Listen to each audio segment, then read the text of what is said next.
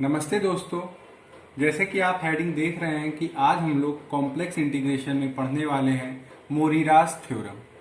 तो पहले जानते हैं कि मोरिरास थ्योरम क्या होती है।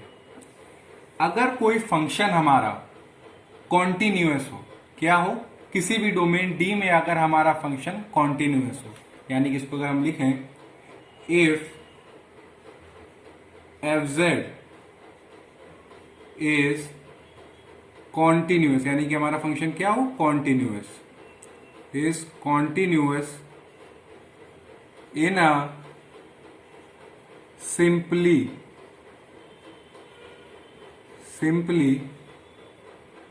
Connected domain D. यानी कि पहली शर्त क्या है कि हमारा फंक्शन क्या हो, कॉन्टिन्यूअस हो।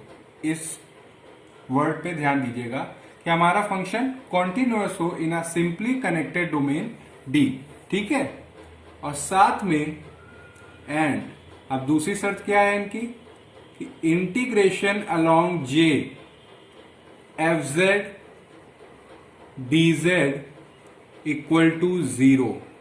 यानी कि फंक्शन हमारा कॉन्टिन्यूअस हो और जब हम फंक्शन एफ जेड को जे के अलोंग इंटीग्रेट करें तो वो 0 आए, जहां पे जे क्या है हमारा, वेयर जे इज एनी, कोई भी रेक्टिफिएबल का आप मतलब समझ सकते हैं फाइनाइट लेंथ का, रेक्टिफिएबल क्लोज्ड यानी कि बंद जॉर्डन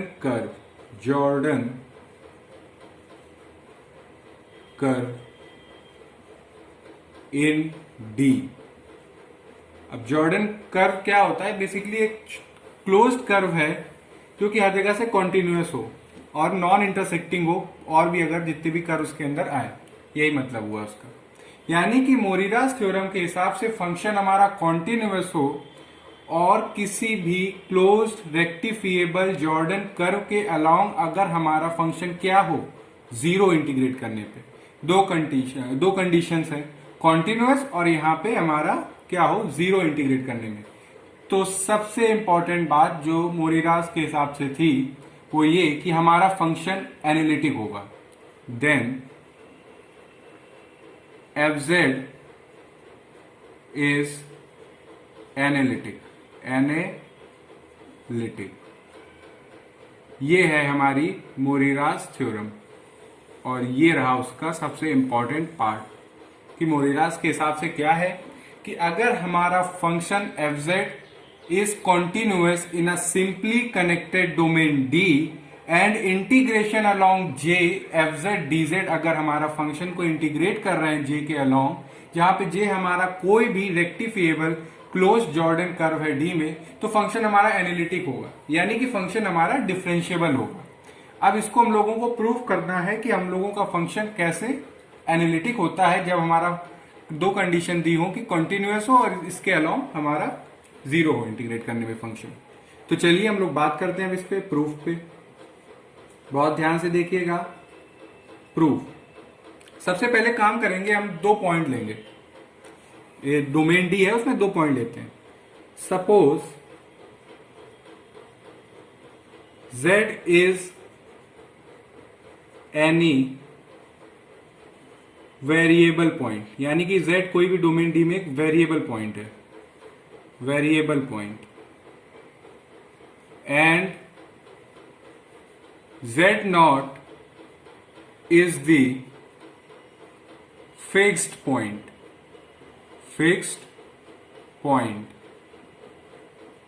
इन रीजन डी। यानी कि जो हम लोगों ने कोई भी डोमेन का रीजन ले रहे हैं उसमें हमने 2 पॉइंट लिए, z और z नॉट। z हमारा वेरिएबल पॉइंट है और z नॉट कोई हमारा फिक्स पॉइंट है। अब हम लोग 2 चीज और मानते हैं कि वो क्या, देखिए, ऑल्सो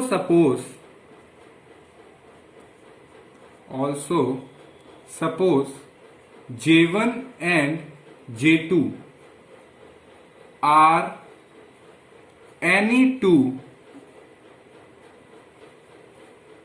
continuous यानी कि J1 और J2 हमने दो कॉन्टिन्यूअस रेक्टिफिएबल कर्व लिए, रेक्टिफिएबल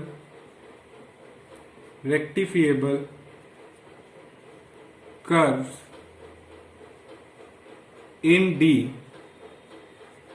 joining Z0 टू Z। यानी कि हम लोगों ने दो पॉइंट लिए, एक Z एक वेरिएबल पॉइंट और Z0 एक फिक्स पॉइंट। दो रेक्टिफिएबल कॉन्टिन्यूअस कर्व लिए J1 और J2 जो Z0 को Z से जोड़ रहे हैं। और हम लोगों को पता है एंड कैपिटल Z जो है हम लोगों का इज अ क्लोज्ड continuous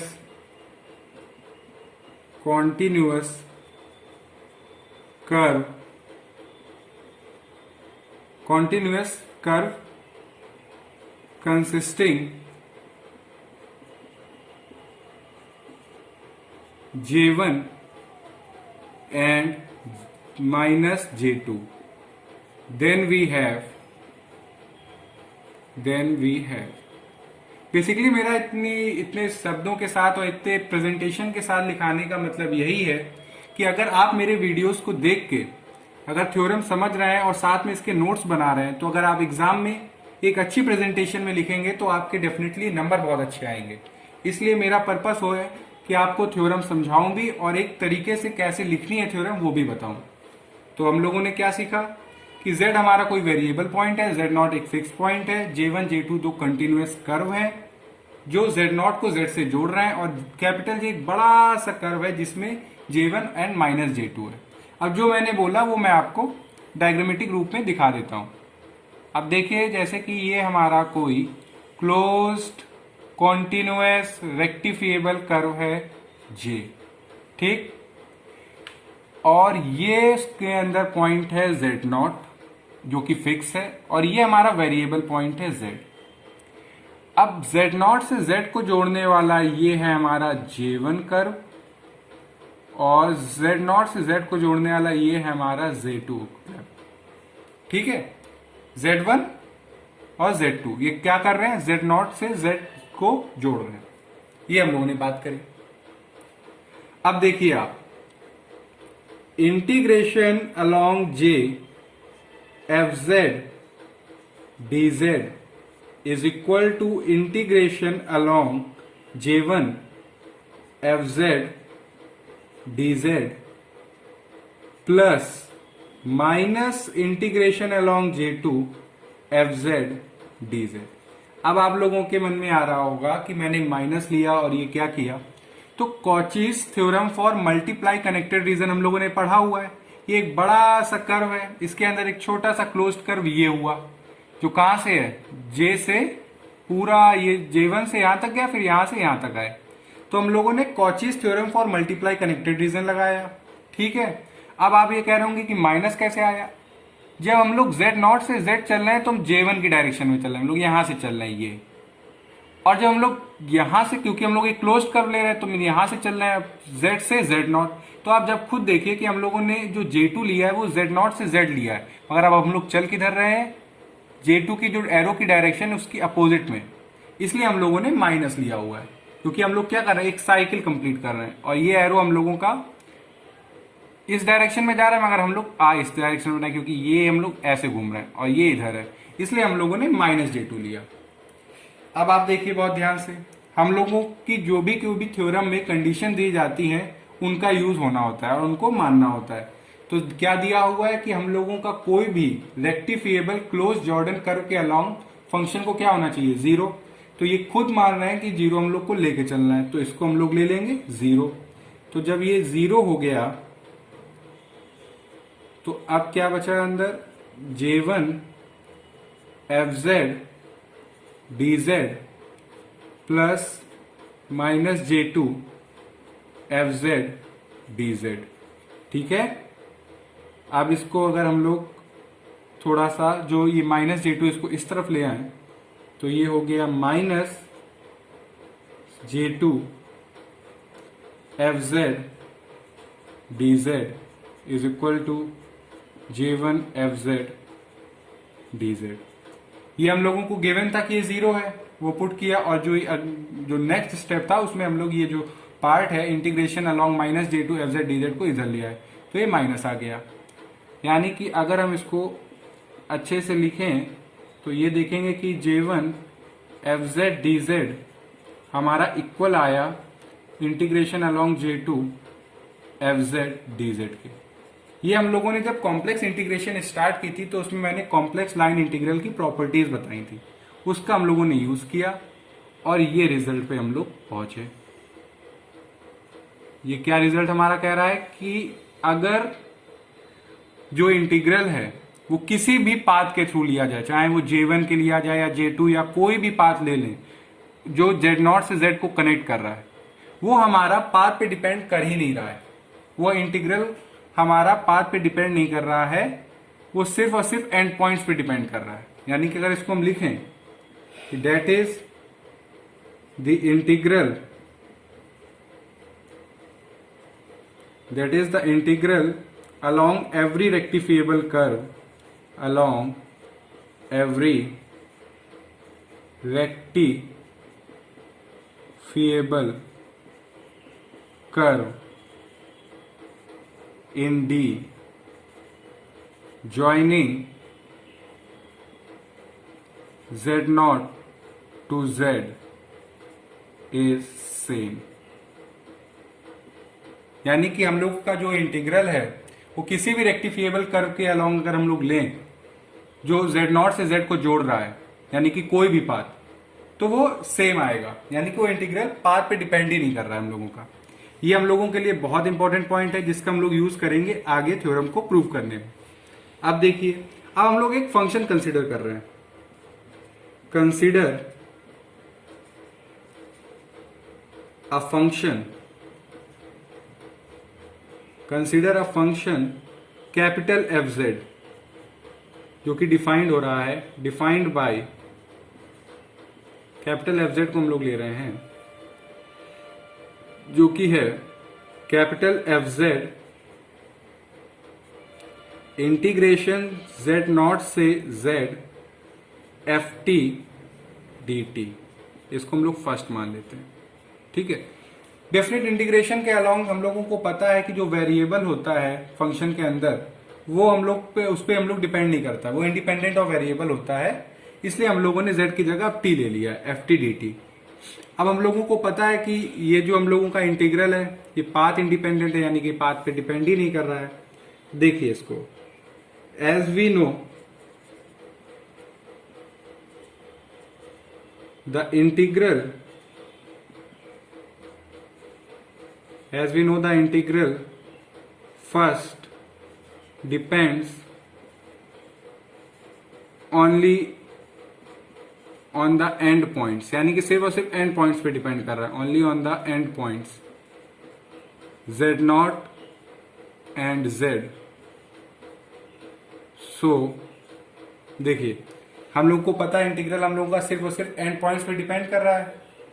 तो अब हम लोग क्या करने वाले हैं, F Z plus H integration Z naught Z plus H F T D T, ये हमने लिया सेकेंड। अब हम लोग सेकेंड को फर्स्ट से सब्ट्रैक्ट कर रहे हैं, तो देखिएगा F Z plus H minus F Z is equal to Z naught Z plus H F T D T minus Z naught से Z F T D T. ये और देखिए जेड नॉट से Z plus H F T D T plus यहाँ पे हम लोग complex definite integration जो हम लोगों ने क्लास 12th में पढ़ा है उसकी प्रॉपर्टी का यूज कर रहे हैं। तो जेड नॉट से जेड, क्योंकि जब हम लोगों की अपर और लोअर लिमिट चेंज होती है तो जो हम लोगों का माइनस होता है वो हम लोग चेंज कर सकते हैं। यानी कि यहाँ पे हमने अपर और लोअर लिमिट चेंज करी तो माइनस आया और वो माइनस माइनस प्लस हो गया। यानी कि अब ये फंक्शन हमारा क्या हुआ, F Z plus H minus F Z is Z से Z plus H F T D T. ठीक है, ये हमने निकाला इसका थर्ड पार्ट। और ध्यान से हम लोग धीमे धीमे चल रहे हैं। फिर से हम लोग उसी बात पे कि हम लोगों का पाथ इंडिपेंडेंट है, सिर्फ और सिर्फ एंड पॉइंट पे डिपेंड कर रहा है, यानी कि वो रास्ते पे डिपेंड नहीं कर रहा है, वो सिर्फ डेस्टिनेशन पे डिपेंड कर रहा है। अब यहां से हम लोग कैसे जा रहे हैं ये हम लोगों के ऊपर है। तो देखिए, since the integral on the right hand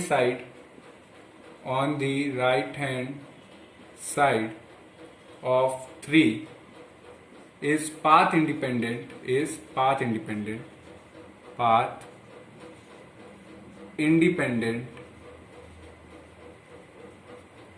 so we take a straight line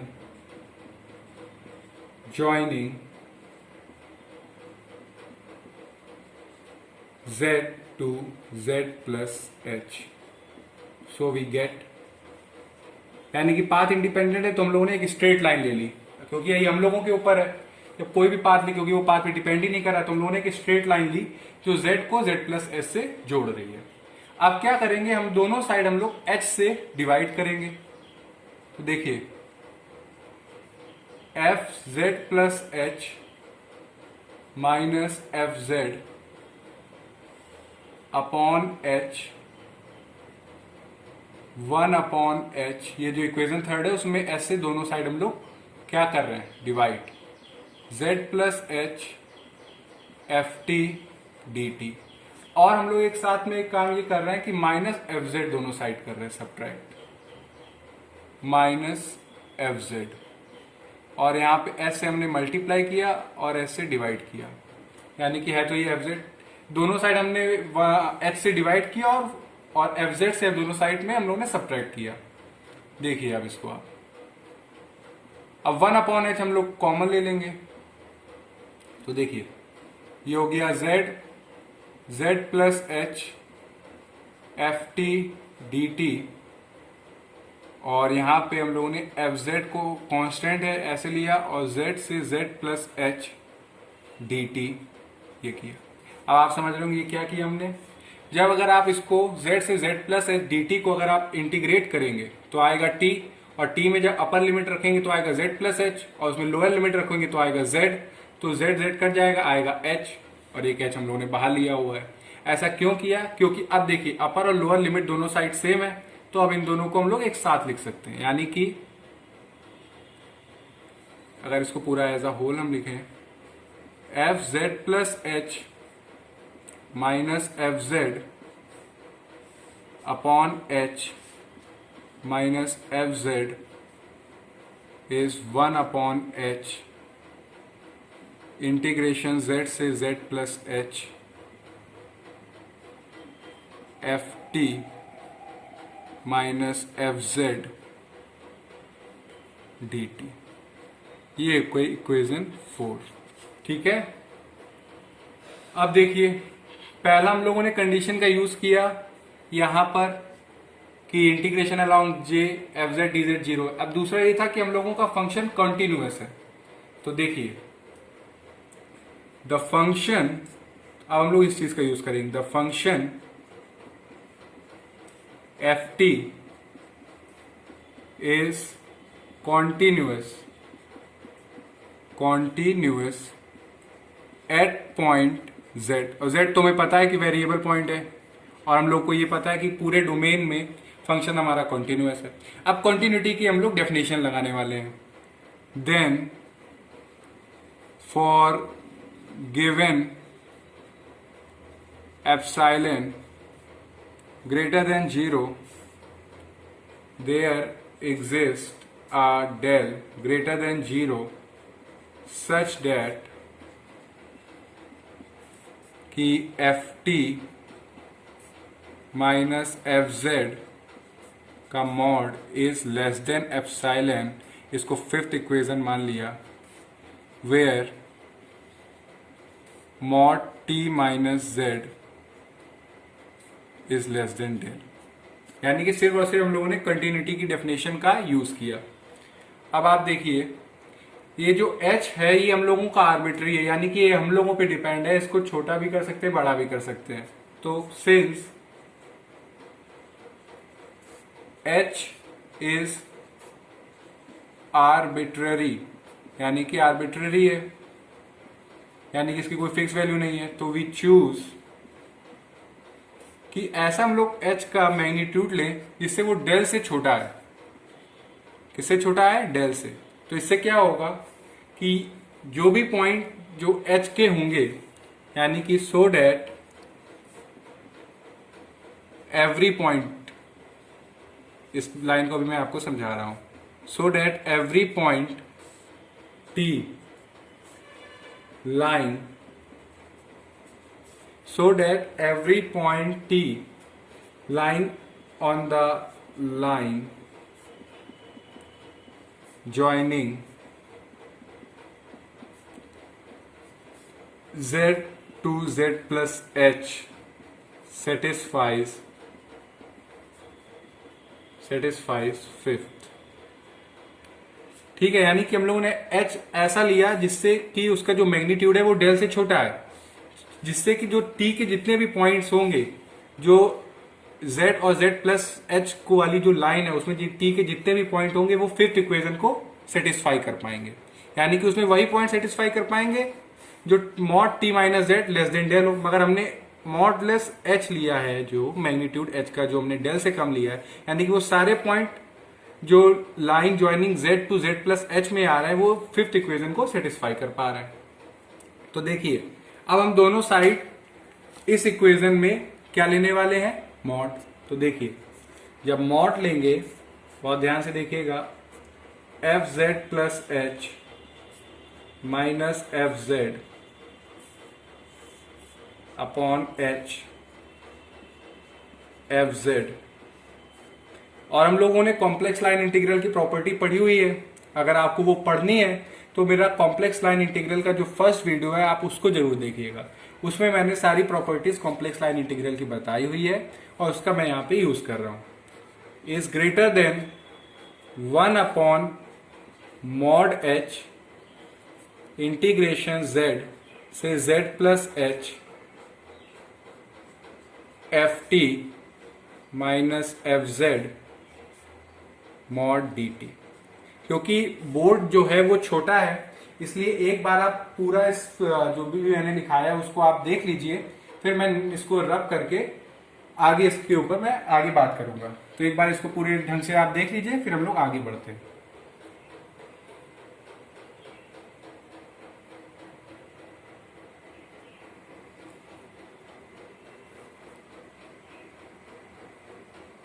जहां पे हम लोगों ने अभी पीछे देखा था, अब उसी को हम लोग कैरी फॉरवर्ड करते हैं आगे। तो हम लोगों ने क्या देखा था? तो लास्ट स्टेप था वो क्या था? F Z plus H minus F Z upon H minus F Z का जो मॉड था वो हमने लिया था greater than 1 upon mod H integration z से z plus H modulus F T minus F Z modulus D T. शायद हम लोग का यही लास्ट स्टेप था जहां पे हम लोगों ने छोड़ा था। अब इसके आगे बात करते हैं। अब हम लोगों ने अभी जो लिखा था कि h हमारा आर्बिट्ररी है और वो सारे पॉइंट सेटिस्फाई करेगा जो लाइन ज्वाइनिंग z से z प्लस एच में आ रहे थे इक्वेशन 5 में। तो 1 अपॉन मॉड h, ये जो z से z प्लस एच है, यहाँ पे आप एप्सिलॉन लिख सकते हैं, और ये मॉड डी टी। अब देखिए 1 upon mod h, epsilon constant है बाहर आ जाएगा, इसको जब आप इंटीग्रेट करेंगे तो ये भी आएगा मॉड h। कैसे? z plus H minus z करेंगे तो z z कट जाएगा, बचेगा h यानी कि मॉड h। तो मॉड h से मॉड h कट गया तो ये आया एप्सिलॉन, ये आया। अब देखिए since epsilon is small, epsilon बहुत छोटा है, एंड पॉजिटिव पॉजिटिव। सो अब हम लोग क्या कर रहे हैं, देखिए इसको, limit h tends to 0 F Z plus H, यानी कि रुकिए इसको, लिमिट h टेंड्स टू 0 जो दिया हुआ है F Z plus H minus F Z upon H minus F Z, ये क्या कर दिया हमने, 0।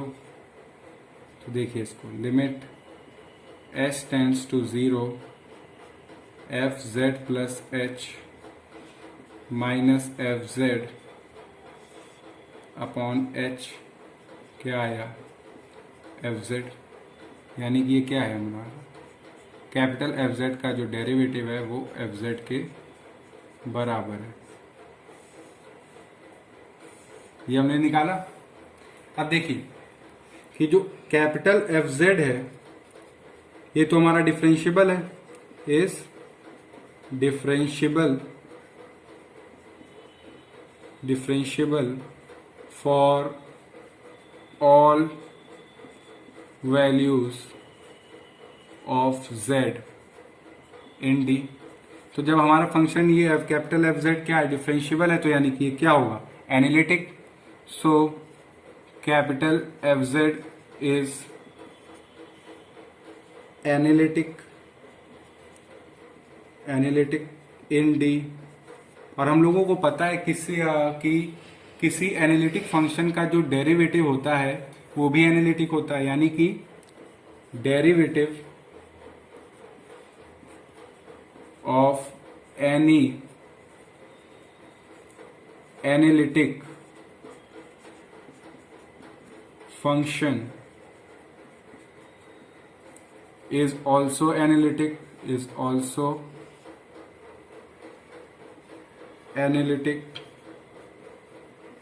so fz is an analytic function. और लीजिए हम लोगों का मोरिरास थ्योरम से जो कह रही थी वो हम लोगों ने प्रूव कर दिया कि अगर कोई फंक्शन हमारा कॉन्टिन्यूअस है और साथ में किसी भी क्लोज्ड रेक्टिफिएबल जॉर्डन कर्व के अलोंग अगर फंक्शन हमारा 0 है तो वो फंक्शन हमारा क्या होगा, एनालिटिक। कैसे, वो हम लोगों ने पूरा होल स्टेप देखा कि हम लोगों ने कैपिटल एफ जेड को ये प्रूव कर दिया कि ये डिफरेंशिएबल है, यानी कि ये क्या होगा, एनालिटिक। अब किसी भी डेरिवेटिव एनालिटिक फंक्शन का जो डेरिवेटिव होता है वो भी एनालिटिक होता है, यानी कि ये जो कैपिटल एफ जेड है ये हमारा एनालिटिक है, इसका डेरिवेटिव क्या होगा, वो भी एनालिटिक होगा। और वो डेरिवेटिव क्या है, स्मॉल एफ जेड, जो हम लोगों ने प्रूव कर दिया है एनालिटिक होता है। और ये रहा हम लोगों का मोरिरास थ्योरम का प्रूफ। आई होप कि आपको मैंने जो भी बताया वो समझ में आया हो बहुत अच्छे से। फिर भी अगर कहीं पे कोई भी डाउट हो तो आप कमेंट सेक्शन में लिख के बताइएगा। Thank you.